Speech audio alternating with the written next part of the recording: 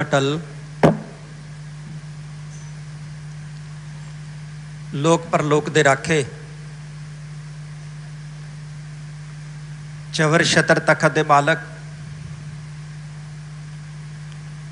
धन धन साहिब श्री गुरु ग्रंथ साहिब सच्चे पातशाह जी की पावन पवित्र हजूरी च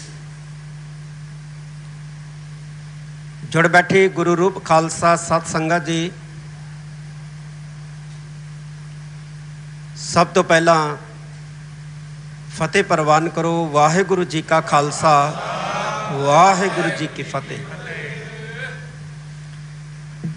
शहीदां दी इस महान पावन पवित्र धरती दे उत्ते जिथे धन धन बाबा जोरावर सिंह जी, धन धन बाबा फतेह सिंह जी ते धन धन माता गुजर कौर जी का लहू डुलिया, इत्थे अज असी सरहंद फतेह दिवस मना रहे हैं। और इस दिहाड़े दियां समूह देश विदेश दे विच वसदियां नानक नाम लेवा सिख संगतां नूं गुरु खालसा पंथ नूं बहुत बहुत बधाइयां। अज दे दिन इस धरती दे उत्ते सिख पंथ दे जोधे जरनैल बाबा बंदा सिंह बहादुर जी ने सिख राज की न्यौ रखी सी। और सिख राज की न्यौ ही नहीं सी रखी,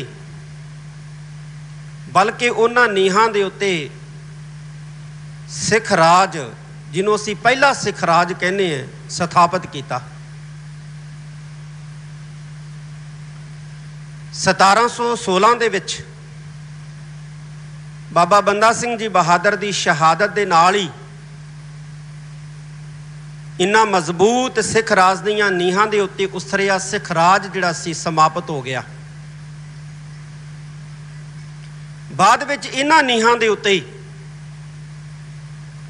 शेरे पंजाब महाराजा रणजीत सिंह ने विशाल खालसा राज कायम किया। इन्हां नीहां दे उत्ते पटियाला रियासत, जींद रियासत, कैंथल रियासत, फरीदकोट रियासत, नाभा रियासत कायम हुई।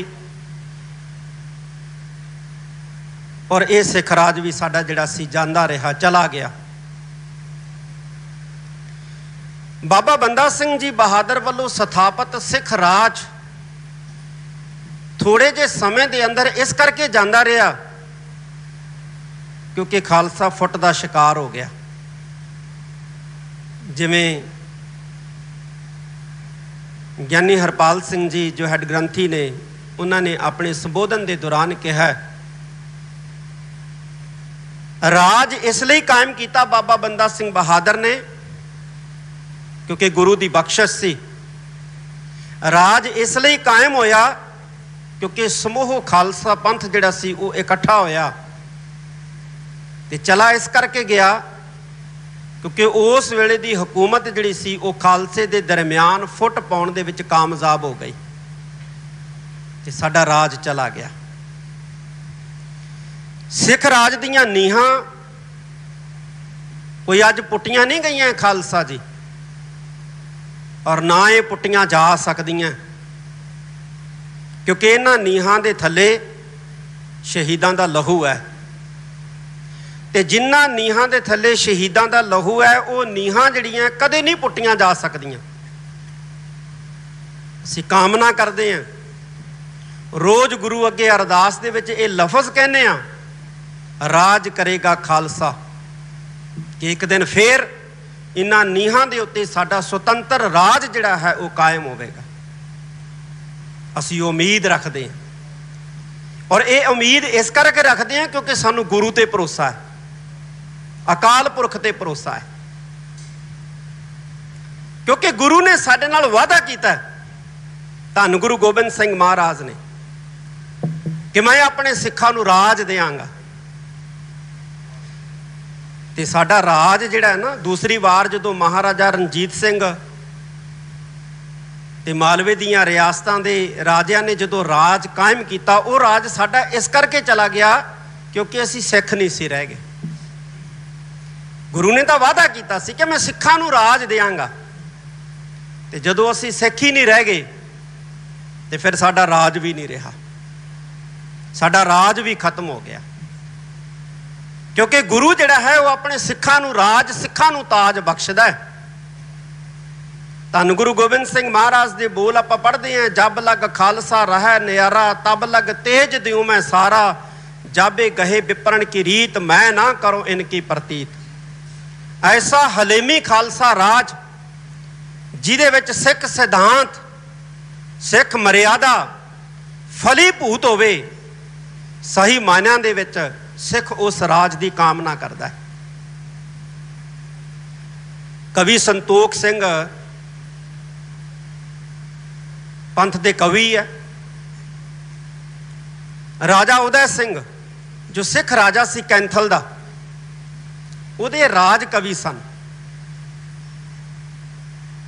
एक बारी की होया, बड़ी दिलचस्प घटना है कि राजा उदय सिंह कैंथल दा राजा सी ते उहदे राज दे विच एक सिख परिवार दे औलाद नहीं सी। गुरु घर बड़ियां अरदासां कीतियां, बड़ियां अरज़ोइयां कीतियां, पर औलाद नहीं हुई। एक दिन उन्हां दे दरवाजे दे उत्ते कुछ घोन मोन साधु आ गए। भिख्या मंगी, पुछन लगे कि दसो तुहानूं की चाहिए। वो कहंदे जी परिवार दे घर दे विच कोई औलाद नहीं। वो जिहड़ा मुख साधु सी वो कहन लग्या औलाद हो जाएगी, पर जिहड़ा पहला बच्चा होएगा वो सानू देना पएगा। ते परिवार दे मूंहों निकल गया ठीक है कोई नहीं दे दांगे। वाहिगुरू की कृपा हुई, गुरु की कृपा हुई, कुछ अरसे बाद उस परिवार के घर दे विच औलाद पैदा हो गई। बच्चा जो साल डेढ़ साल का हो गया ना, 2 साल का हो गया, तो किते वो साधु नूं पता लग गया। वो लैके अपने साधुआं की मंडली नूं परिवार के बूहे ते आ गया। बूहे ते आके कहंदा तुसीं वादा कीता सी मेरे नाल कि जिहड़ा बच्चा होऊगा तुसीं मैनूं देओगे, इस करके ये जिहड़ा तुहाडा बच्चा है ये मैनूं सौंपो। सिख परिवार सी, लंबे अरसे बाद बच्चा पैदा होया सी, बच्चा प्यारा बड़ा सी। वो तंबाकू चिलमा आदਿਕ पीण वाले घोण मोण साधुआं नूं किवें दे सकदे सी। सब तो वड्डी गल कि सिख परिवार सी। उन्होंने कहा नहीं, ये बच्चा नहीं मैं दिता जा सकता, क्योंकि तुसी इस बच्चे नूं सिख नहीं रहन देना, तुसी इस बच्चे नूं चिलमा पीन ला देना, तुसी इस बच्चे नूं तंबाकू पीन ला देना, तुसी इस बच्चे दे केस कतल कर देने। इस करके बच्चा असीं तुहानूं नहीं दे सकते। ते उस साधु ने कैंथल दे राजे उदय सिंह दे राज दे विच जाके शिकायत कर दी। और जिहड़े राज दे विच ब्राह्मण सन, विद्वान ब्राह्मण सन, वो सारे साधुआं दे पक्ष च आ गए। केवल कवि संतोख सिंह जिहड़ा सी उस परिवार दे हक दे विच खड़िया कि नहीं, ये बच्चा गुरु नानक साहब की कृपा नाल होया, बच्चा गुरु गोबिंद सिंह महाराज की कृपा नाल होया। ते परिवार की इच्छा है कि साडा बच्चा वड्डा हो के सिख बने, इस करके इन्हां साधुआं नूं नहीं दिता जा सकता। ते आखिर राजे भी ने भी फैसला जिहड़ा सी वो साधुआं दे हक च सुणाता। ते जदों राजे ने फैसला साधुआं दे हक च सुणाता ते कवि संतोख सिंह उसे वेले अपने घर आए, अपने परिवार नूं नाल लिया, समान गड्डियां ते रखिया ते तुर पए। जदों राजे नूं पता लग्या कि कवि मेरा राज छड्ड के, मेरी रियासत छड्ड के जा रहा है, बंदे भेजे, बुलाया कवि नूं, कहन लगे की गल, मेरी रियासत छड्ड के जा रहे हैं। वो कहन लग्या राजन गुरु अगे जवाब दे होना पएगा, तैनू भी ते मैनू भी। ये राज जिहड़ा बख्शिया है तैनू तेरे गुरु ने दिता है, ते तेरे गुरु ने तैनू पुछना है कि तेरे राज दे विच सिक्खी दा कतल होया उस वक्त तू की करदा सी, ते जे मैं तेरे राज दे विच रहा ते मैनू भी पुछना कि जदों तेरे राज दे विच सिक्खी दा कतल होया ते तू की कीता।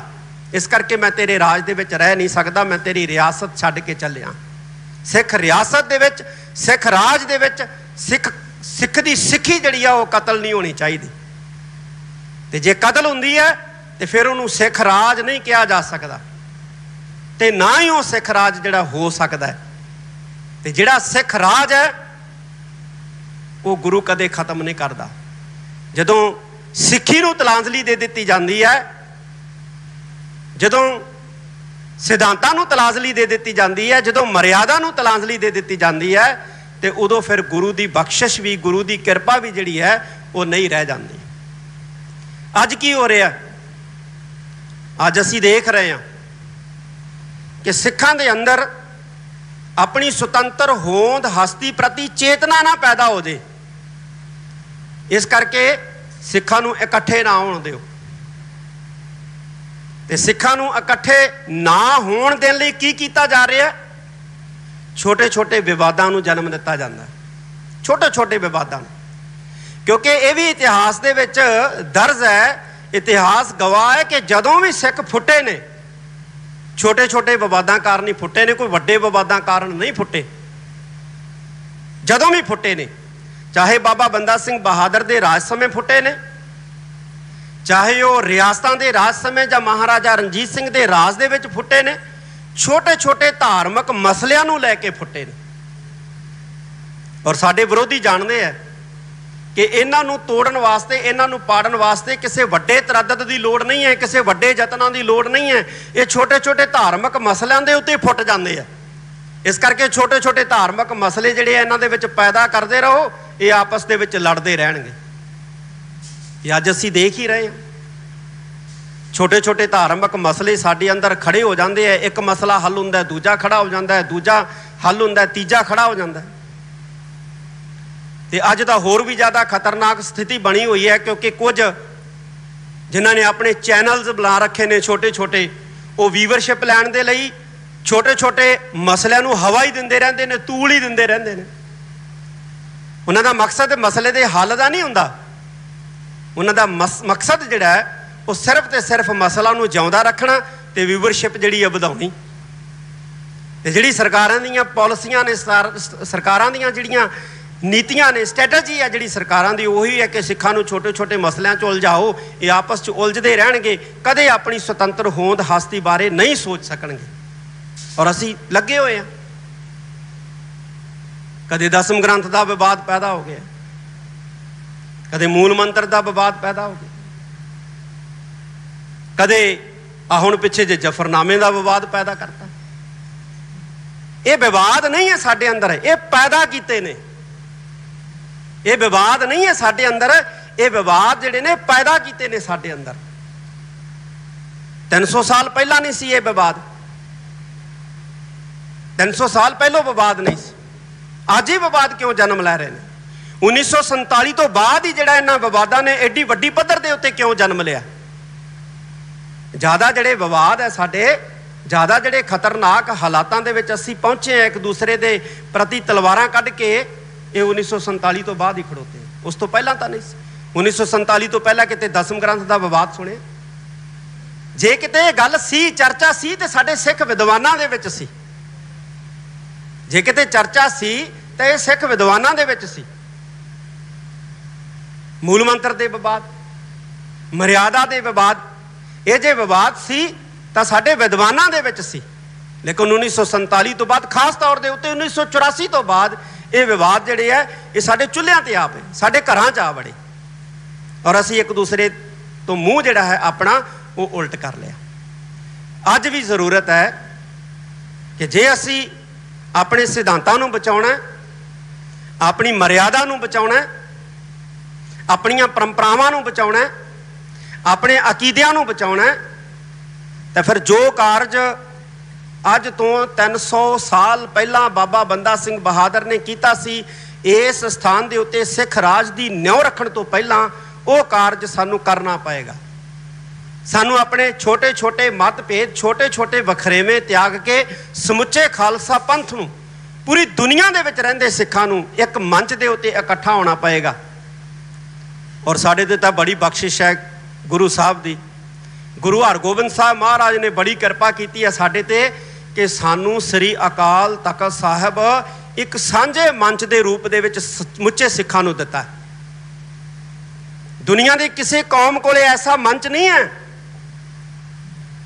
जिस मंच के उत्ते उस कौम नूं इकट्ठा किया जा सके। दसो है किसी कोल?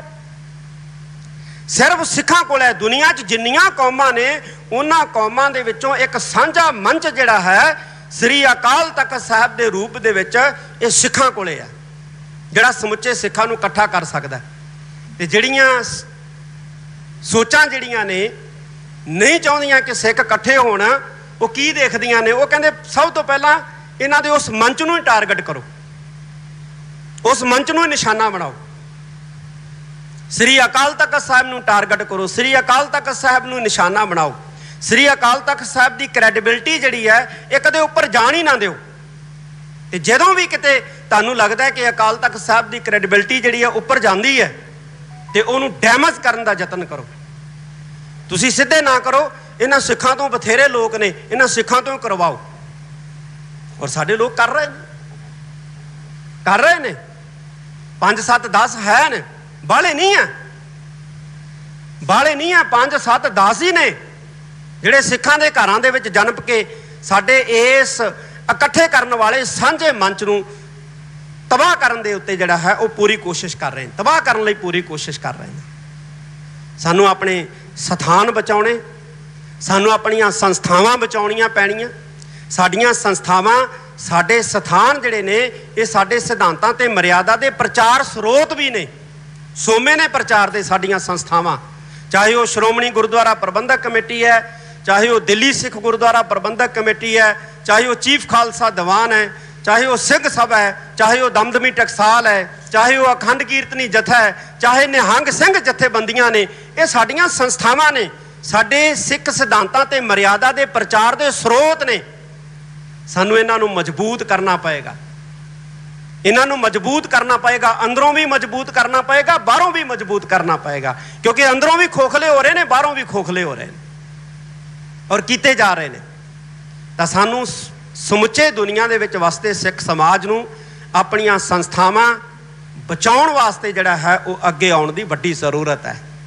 छोटी छोटी गल ते इन्हां संस्थावां नूं निशाना बनाउण वाले बहुत बैठे ने। जे घरे असीं विआह रखीए ना, 200 बंदा असीं इकट्ठा करिए ते प्रबंध दे विच 2 4 5 10 किते कमियां रह ही जांदियां ने। ਤੇ ਜਿੱਥੇ 10-10 20-20 ਲੱਖ ਦਾ ਇਕੱਠ ਹੁੰਦਾ ਹੈ ਸਾਡੇ ਜੋੜ ਮੇਲਿਆਂ ਤੇ, ਉੱਥੇ ਵੀ ਪ੍ਰਬੰਧ ਦੇ ਵਿੱਚ ਕੁਝ ਕਮੀਆਂ ਰਹਿ ਜਾਂਦੀਆਂ ਨੇ। ਸਾਡੀਆਂ ਸੰਸਥਾਵਾਂ ਜਿਹੜੀਆਂ ਨੇ ਉਹਨਾਂ ਤੋਂ ਵੀ ਵੱਡੇ ਪ੍ਰਬੰਧ ਚਲਾਉਂਦਿਆਂ ਕਮੀਆਂ ਰਹਿ ਜਾਂਦੀਆਂ ਨੇ।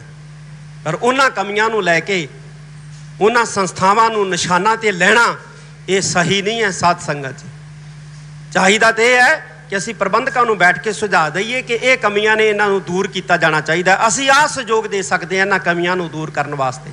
बिल्कुल उवें जिवें परिवार का मखी जो अपनी लड़की का या लड़के का विआह करता है, 2 4 कमियां रह जांदियां ने, अगले बच्चे के विआह वेले वो उन्हां कमियां के उत्ते ध्यान केंद्रित करता है। पिछले बारी विआह ते आह कमियां रह गईयां सी, इस बार ये कमियां ना रहन, लेकिन होर 2 नवीं कमियां रह जांदियां ने, होर 2 नवीं कमियां पैदा हो जांदियां ने।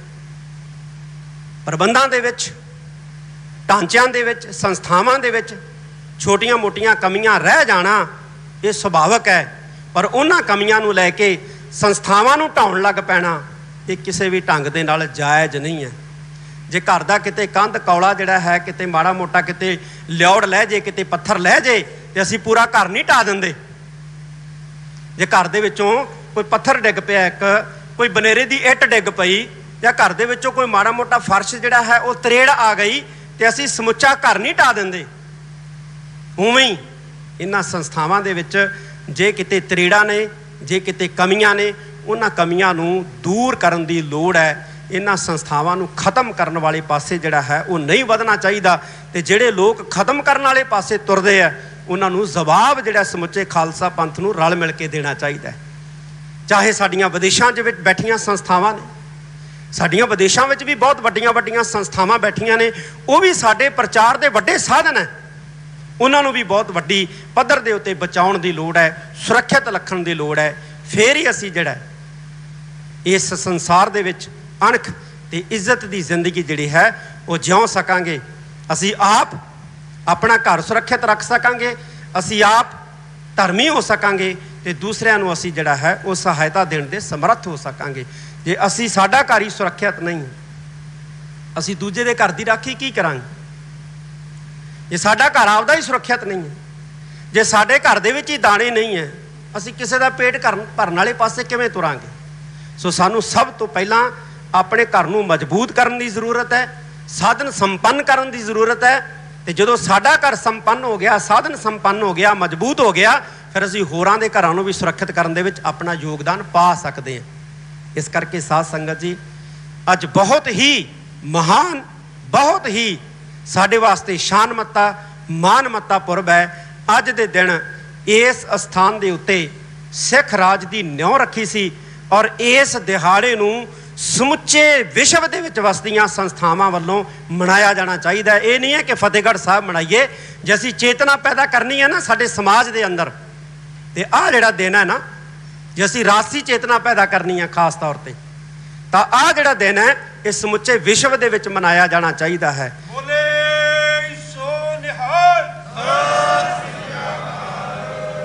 ਸਮੁੱਚੇ ਸੰਸਾਰ ਦੇ ਵਿੱਚ ਮਨਾਇਆ ਜਾਣਾ ਚਾਹੀਦਾ ਹੈ। ਸਰਹੰਦ ਫਤਿਹ ਦਿਵਸ ਜਿਹੜਾ ਹੈ ਇਹ ਪੂਰੀ ਦੁਨੀਆ ਦੇ ਵਿੱਚ ਮਨਾਇਆ ਜਾਣਾ ਚਾਹੀਦਾ ਹੈ।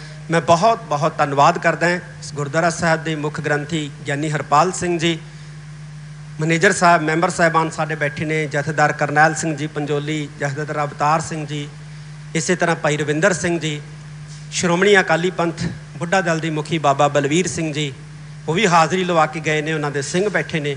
ਸਾਰਿਆਂ ਦਾ ਹੀ ਤਹਿ ਦਿਲੋਂ ਧੰਨਵਾਦ। ਜਿੰਨੀ ਵੀ ਸੰਗਤ ਆਈ ਹੈ, ਜਿੰਨੇ ਵੀ ਸੰਗਤ ਆਪਣੇ ਆਪਣੇ ਘਰਾਂ ਦੇ ਵਿੱਚ ਬੈਠ ਕੇ ਇਸ ਅਸਥਾਨ ਤੋਂ ਇਸ ਸਮਾਗਮ ਨੂੰ ਲਾਈਵ ਦੇਖ ਰਹੀ ਹੈ, ਸਾਰੀ ਸੰਗਤ ਦਾ ਹੀ ਬਹੁਤ ਬਹੁਤ ਧੰਨਵਾਦ। ਵਾਹਿਗੁਰੂ ਜੀ ਕਾ ਖਾਲਸਾ, ਵਾਹਿਗੁਰੂ ਜੀ ਕੀ